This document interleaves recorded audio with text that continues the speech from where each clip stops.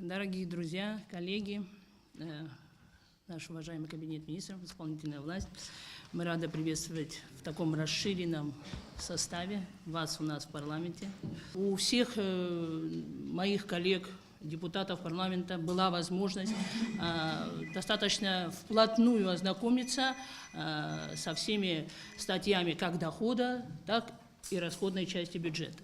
Более того, в процессе обсуждения по всем отраслевым ведомствам, по всем комитетам, по всем организациям, которым мы приглашали сюда в парламент, я думаю, что, опять же, повторюсь, у депутатов сложилась просто определенная картина по бюджету в целом. У депутатов парламента не стояла целью вопроса найти какие-то изъяны в этом бюджете, кого-то осудить. Нет, я думаю, что все депутаты были нацелены на конструктивный диалог, на конструктивную работу. В основном бюджет верстался как? Да? Мы все знаем, что с учетом анализа этого года, 2017, с учетом того, что у нас этот год по доходной части оказался просевшим, да, мы недополучили. Кстати, в этом году у нас какие-то были объективные причины недополучения доходов. Все это при обсуждении, при рассмотрении, при работе депутаты парламента, честно говоря, учитывали, потому что сейчас, что лукавить, и мы не будем лукавить друг другу, из максимум возможного того, что спланировано на 2018 год, я думаю, в частности, наше ведомство, ответственное за бюджет, в частности, Министерство финансов и Министерство по налогам и сборам предоставило объективную информацию. Конечно, доходная часть у нас оказалась меньше, на порядок 400 миллионов, но я думаю, что в принципе, как говорится, из того, что можно было предусмотреть, и из того, что можно было сверстать, и с учетом объективных оценок, я думаю, работа проведена, в принципе, нормально. Основным моментом во всей работе, да, нашей, мы сделали следующий вывод. Достаточно плохое администрирование доходной части. Когда мы общались с отраслевыми ведомствами, только всего несколько ведомств смогли сказать четко суммы доходов их.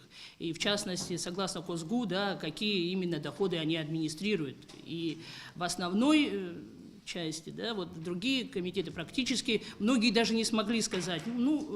Такой отговоркой было то, что мы сейчас вам не можем ответить, мы сейчас вот не знаем. Вот это, конечно, нас немножко, откровенно говоря, смутило.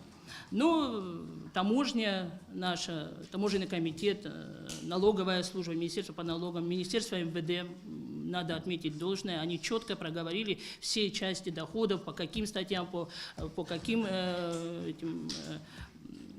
согласно КОСГУ, да, получают доходы. Вот все было проговорено. И это было как бы положительно, и мне очень понравилось, что они смогли ответить. А ряд других ведомств и комитетов практически, я бы сказала, что не смогли предоставить точные цифры. И если бы мы могли бы четко понимать, и понимаете, когда мы сможем администрировать в полном объеме свои доходы, значит, естественно, у нас и расходная часть будет увеличена. Уважаемый Валерий Еремеевич, Наталья Викторовна, уважаемые депутаты, благодарю вас за предоставленную возможность присутствовать на расширенном комитетском заседании. В этом году процесс обсуждения бюджета в парламенте шел достаточно скрупулезно и в некотором другом ключе. Мы предварительно, когда обсуждали начало бюджетного процесса, обсуждения в парламенте, было предложение со стороны Натальи Викторовны построить работу именно таким путем, чтобы каждый руководитель центрального органа госуправления, головной комитет и все отраслевые комитеты имели возможность общения напрямую с ним. Мы, безусловно, пошли на это. Наталья Викторовна, согласуя со своими коллегами, составила некий план мероприятий буквально с 27 ноября. Все наши руководители центральных органов госуправления по тому графику, который был с вами согласован, по двое, по трое, приходили в бюджетный комитет, где все имели возможность детально обсудить представленные проекты в рамках сметы расходов отдельных министерств и ведомств. Правительство всегда было готово, нацелено на конструктивную работу с парламента. Все предложения депутатов, которые они так или иначе хотели отразить, это именно пожелания тех людей, которые делегировали им эти мандаты, это проблемы округов, связанные с теми или иными проблемами социального характера, инфраструктурного характера, они максимально нашли свое отражение в параметрах нынешнего бюджета. Помимо этого, есть резервы правительства, через которые тоже можно будет решать в течение года ряд вопросов. Уважаемый Валерий Еремеевич, Наталья Викторовна, уважаемые депутаты, спасибо за предоставленное слово. Основные параметры государственного бюджета Республики на 2018 год по доходам планируются на уровне 9 миллиардов 502 миллионов рублей. По расходам 9 миллиардов 602 миллионов рублей. Дефицит государственного бюджета планируется на уровне 100 миллионов чуть более 400 тысяч рублей. Дотации местных бюджетов сформированы из объемов достаточных для обеспечения сбалансированности местных бюджетов, за исключением бюджета Сухумского района. Преимущественно дотации, которые республиканский бюджет направляет на покрытие дефицита местных бюджетов, практически в 99,9% направляется на выплаты заработной платы в сфере образования, здравоохранения и культуры. Объем дотаций в расходных обязательств, которые планируется предоставить местным бюджетам, составляет порядка 640 миллионов рублей. Доходы государственного бюджета по сравнению с 2017 годом уменьшаются на общую сумму чуть более 656 миллионов. Прогнозируемое уменьшение собственных доходов составит практически 232 миллиона рублей. Соответственно, оставшаяся разница 424 миллиона рублей происходит сокращение по безвозмездной помощи, поступающей из Российской Федерации. Межбюджетные трансферты внебюджетным фондам также сокращаются относительно 2017 года. Если в 2017 году была запланирована цифра в размере 155 миллионов рублей, на 2018 год планируется сумма 128 миллионов рублей. Связано это в первую очередь с сокращением дотаций пенсионному фонду. Сокращение оно эволюционное, не связано ни с сокращением ни выплат, ничего такого.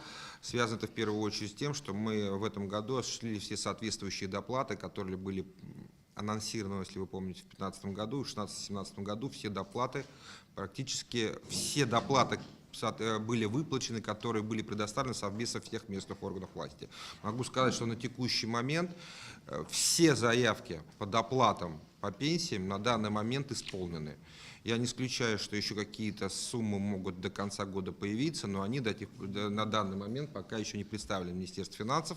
Если они будут представлены до конца года, то с ближайшей пенсии, которую, я напомню, она у нас осуществляется выплата 18 числа, все эти доплаты тоже будут осуществлены. В 2018 году планируются выплаты по внешнему долгу в размере 76 миллионов рублей. Я напомню, что в начале 2017 года была в рамках проведенных переговоров с Российской Федерацией мы осуществили реструктуризацию железнодорожного кредита и путем увеличения срока погашения основной суммы долга. Я напомню, что в первой версии контракта мы должны всю сумму долга были погасить в 2023 году. Мы увеличили срок выплаты до 2029, чем сняли нагрузку на бюджет с планирующих на 2018 году 313 миллионов. Мы фактически по основной сумме долга планируем выплатить в 2018 году только 76 миллионов рублей. Помимо этого, проценты на обслуживание этого долга составит 41 миллион 200 тысяч рублей. На здравоохранение планируется направить из республиканского бюджета 588 миллионов рублей, что на 36,5 миллионов рублей больше, чем в 2017 году. Из них на медицинскую помощь населению 308 миллионов рублей. По данной статье расходов предусматривается финансирование, содержание 3 больниц, 2 реабилитационных центров и 6 диспансеров. С учетом инфляции объем финансирования национальной экономики уменьшится в 2018 году на 773 миллиона рублей. Думаю, что никто не будет возражать мне в следующем. Уровень инфляции у нас выше, чем в Российской Федерации. У госстатистики мы так и не смогли получить точные цифры, но у нас есть понимание того, какая инфляция была в России. Мы исходим даже из этого. Поэтому реальная картина будет такая: на 773 миллиона рублей или на 36%, более чем на треть, мы уменьшаем финансирование национальной экономики. Исходя из этих цифр, скорее всего, можно сделать вывод о том, что процесс стимулирования экономики, если он имеет вообще свое место, идет на спад. Финансирование тех или иных отраслей могут быть стимулом наряду с созданием благоприятных условий для развития экономики. А что сделано в этом направлении? Что сделано для того, чтобы наш бюджет был не такой, а более скажем так, весомы в своих цифрах. Какова минимальная социальная пенсия в стране? Кто на этот вопрос может ответить сегодня? Уважаемые министры, назовите цифру. Значит, минимальная социальная пенсия в нашей стране 150 рублей. Около 1500 человек в Абхазии получают именно такую пенсию. Не могла социально ответственная исполнительная власть повысить эту сумму хотя бы до 500 рублей? Ряд вопросов, заданных Славом Георгиевичем, он найдет, надеюсь, ответ на эти вопросы. Сейчас мы будем отвечать на эти и другие вопросы, а также мы ждем конкретных предложений, кроме вопросов по проекту бюджета, если они прозвучат, готовы их обсуждать. Вопрос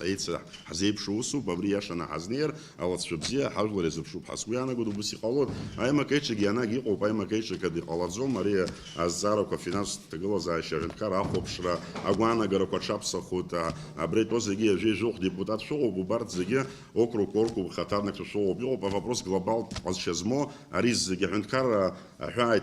за проблему округ, яца на проблема коги харахаб хиф другого брать по депутату уртгера проблема ацбешам юги хашту убризги яхзуги яхтрухуги хамадзм асбианагу хазсухашуги хамадзм. Если говорить о пенсии, конечно, можно было пригласить пенсионный фонд для того, чтобы полностью картину представить. Можно было посмотреть проект закона о бюджете пенсионного фонда, где отлично в пояснительной записке показано, в каком объеме ежегодно растет пенсионный фонд за последние 4 года. По каким статьям он в основном растет. Ну, так как известно, что есть определенные деньги, которые мы распределяем в соответствии с принятыми законами. Законы, как я напомню, принимаются и в том числе при участии парламента, без ведома которого самостоятельно поднять или кому-то урезать пенсии мы тоже не в состоянии. У нас в соответствии с законодательством порядка, я могу ошибаться, чуть-чуть порядка 84 категорий пенсионеров, которые получают различные выплаты из пенсионного фонда. Для сравнения, в России их 30. При этом у нас отсутствует система персонифицированного учета, о чем мы тоже давно и много говорили. То бишь все социальные выплаты, они в первую очередь должны быть адресные. Я думаю, что для никого это тоже не секрет. В этой сфере у нас тоже много проблем, потому что нам надо оптимизировать и упрощать систему, для того, чтобы каждая копейка, которая аккумулируется в пенсионном фонде, ходила до адресата. Что касается пенсии, вы абсолютно сказали правильно о том, что у нас минимальная пенсия 150 рублей. Но она 150 рублей плюс 1000 рублей. Там, в зависимости от категории, я сейчас навскидку не помню, сколько из каждой категории, из 84, кому 500, 700, кому 1000, кому 1500 доплачивается. Был вопрос о резервном фонде президента. Пока я передам слово по экономическому блоку, хотел бы тоже короткий комментарий. Слава Георгиевич ставит вопрос о возможности, может даже о необходимости уменьшения параметров резервного фонда президента и перенаправлении этих средств на другие направления, где можно путем этого достичь определенного роста. Слава Георгиевич, я думаю, что секрета в этом нет, и здесь присутствует заместитель руководителя администрации президента, реестр всех распоряжений, на которые был потрачен резервный фонд этого года, может быть вам направлен для ознакомления. И я вас уверяю, там все те объемы, которые выполнены, это ликвидация последствий стихии, это ликвидация последствий, связанные с последним случаем с взрывом и так далее. Они все расписаны по направлениям. И Дмитрий Николаевич, наверное, более конкретно вам расскажет, но как формируется этот реестр из тех ситуаций, которые возникают здесь и сейчас, и они не обеспечены бюджетным финансированием. Мы не могли предполагать, что на складе боеприпасов произойдет взрыв, и более 200 домов людей пострадают, что более 13 домов придется строить с нуля. Не мог ни правительство, ни парламент, ни президент предугадывать это. Мы не могли предположить, что будут такие последствия от ливневых дождей, от ущерб, который нанесен людям, когда нужно компенсировать те последствия, которые пришли в результате стихийных бедствий. Практически на это идет расходование. Даже забегая вам вперед, скажу, что в этом году в связи с теми обстоятельствами, которые я перечислил, встал вопрос о необходимости дополнительного нахождения средств. И как раз таки дополнительные средства к нам поступят, и корректировки бюджета текущего года, который будет вам направлен в ближайшие дни, там предполагается как раз таки увеличение резервного фонда президента, как раз таки из внешних источников. По решению Владимира Владимировича было дополнительные средства на пополнение резервного фонда президента. Деньги эти формируются только так и никак по-другому. Дело в том, что они идут адресно в рамках общей финансовой помощи Российской Федерации и бюджетного финансирования. Ислам Георгиевич, вы как предлагаете, пускай президенту там пришлют, но это не было бы что помощью, так это не работает. Так система не устроена. Вот это я так понял с вашего выступления, что ключевое здесь было это. Не размер денег, там почему так много дают или почему меньше дают. Вы сказали, ну хорошо, по размеру денег готовы до последнего рубля отчитаться, потому что действительно мы претерпели за 16-17 год очень много таких стихийных бедствий, где нам пришлось реагировать. Да, и весь расклад дадим, тем более о Приморском было сказано. В правительстве работает постоянно действующая комиссия по стихийным бедствиям, я ее возглавляю, там у нас присутствует порядка 13 человек. Мы каждое обращение в деталях разбираем, дополнительно отправляем комиссионно еще из референтского состава Кабинета министров, чтобы продублировать, посмотреть, вникнуть во все детали. Первый раз за все время мы договорились с Академией наук, что они получат государственный заказ.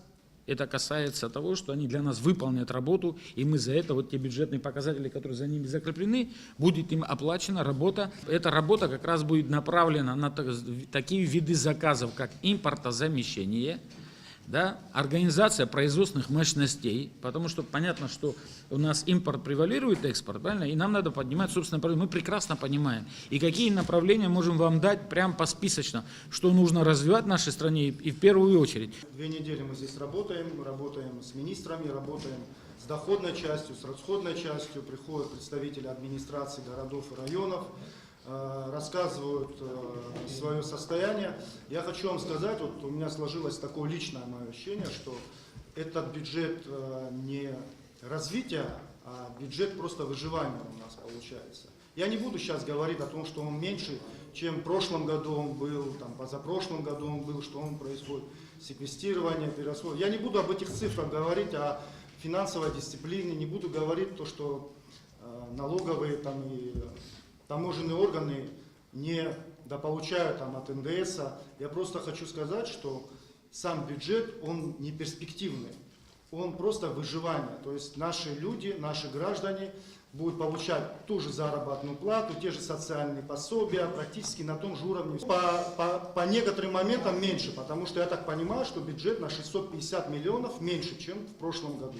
Я не говорю о финансовой помощи Российской Федерации, она уменьшилась. Это все равно внешняя политика. Почему она уменьшилась, я, наверное, тоже вы прокомментируете, по каким основаниям она уменьшилась, почему она каждый год уменьшается. Динамика этого вашего бюджета, который вы нам представили, каждый год идет на уменьшение. Когда будет бюджет увеличиваться, по каким программам все-таки мы сможем развивать наш бюджет, нашу экономику. Я считаю, что ничего нового Кабинет министров в этот бюджет не принес. Ничего нового, интересного для нашего государства не принес. Правительство Абхазии, прежде всего, мы не политическое руководство страны, мы ведем ее социально-экономический блок. Мы должны говорить о другом, о том, что доходы наши, собственные возможности, а если убрать их отдельно и смотреть доходы наших собственных возможностей и проанализировать с 2014 года поэтапно каждый год, Рауль Валерьевич, вы увидите, что доходы наших собственных возможностей увеличились практически вдвое. Это наши возможности, это наши доходы. Каким путем они добились? Не только исключительно бурным экономическим ростом, я понимаю, там были введены определенные моменты, приведшие к большим платежам и так далее. Вот это и есть правильный путь, помогать нашим местным производителям, предпринимателям, давать им дешевые длинные деньги через инвестиционные агентства, через банковский сектор, и становиться самим на ноги, потому что результатом инвестиционной программы являются новые сады, новые школы, что крайне тоже нам необходимо. Я ни в коем случае не отвергаю эту идею использования этой возможности, направленной на развитие вот этого инфраструктурных проектов и социальных объектов, но они ложатся тяжелым бременем на бюджеты местные, которые мы вынуждены датировать. На сегодняшний день ситуация непростая, хотя я помню фразы, которые говорили о дотациях, о невыполнении. Я вам заявляю, что по 1/12 в установленных правилах все дотации местным бюджетом выплачены в срок. Более того, по некоторым районам идем даже с опережением, потому что, наверное, мы потом глубже коснемся, да, вопросов. Это будет, скорее всего, уже в марте месяце, когда будет отчет. по той же рыбе и так далее, когда бюджеты Ачамчирского района не получили прогнозные прибыли. Вот вы знаете прекрасно, и что мы вынуждены делать. Мы уже полную сумму дотации выплатили бюджету Ачамчирского района, но впереди еще выплата зарплаты, где, скорее всего, ему будет сложно. И вот в той корректировке бюджета, о которой я говорил вам, что глава государства в ближайшие дни вам внесет, как раз таки будет не то, что выполнение показателей дотации, а перевыполнение, еще и увеличение этих направлений в части, касающейся, преимущественно это будет, прошу прощения, Ачамчирский район, прежде всего, где у него уже нет дотации, мы 12 их дали уже ему. Но, тем не менее, проблема остается. Вот о чем нам надо думать. Расставлять правильно приоритеты, делать региональные приоритетные направления. Вы знаете, что по линии инвестпрограммы те деньги, которые удалось привлечь, это еще было, начиналась эта работа в 2016 году. Мы, честно говоря, стараемся дать приоритеты восточным регионам Абхазии, поскольку там очень сложная ситуация. Если в западной части Абхазии вопросы курортного сезона и так далее как-то влияют на наполняемость, относительно безопасно параметры бюджета выполняются и так далее, все социально защищенные статьи бюджета выполняются. Мы за этот год не позволили себе ни одного отклонения, ни на один день, как бы не было сложно, ни по одним выплатам. Параллельно ведем. Да, я вижу, что вы недовольны. Наверное, любой депутат должен быть недоволен тем, что он ждет больше от правительства. Но это бюджет реальных возможностей. И мы готовы с вами работать конструктивно. Если есть то направление, которое вы считаете возможно урезать, поднять это направление, мы готовы это обсуждать, а не просто целевые деньги, как говорится, 350 надо оттуда срезать и направить туда в то или иное направление. Когда было, что правительство не шло навстречу или не обсуждало какие-то проблемы, которые вы обозначали? Вы прекрасно знаете, Леонид Валерьевич, что в течение текущего года из резервных источников, в том числе и Кабинета министров, на Министерство внутренних дел, на Службу государственной безопасности, на приобретение спецтехники, одежды, транспорта и так далее, были потрачены немалые деньги. Я готов завтра же представить вам реестр всех распоряжений Кабинета министров по расходованию резервного фонда. То же самое сделать администрация президента. И там вы увидите, на что мы эти деньги тратим.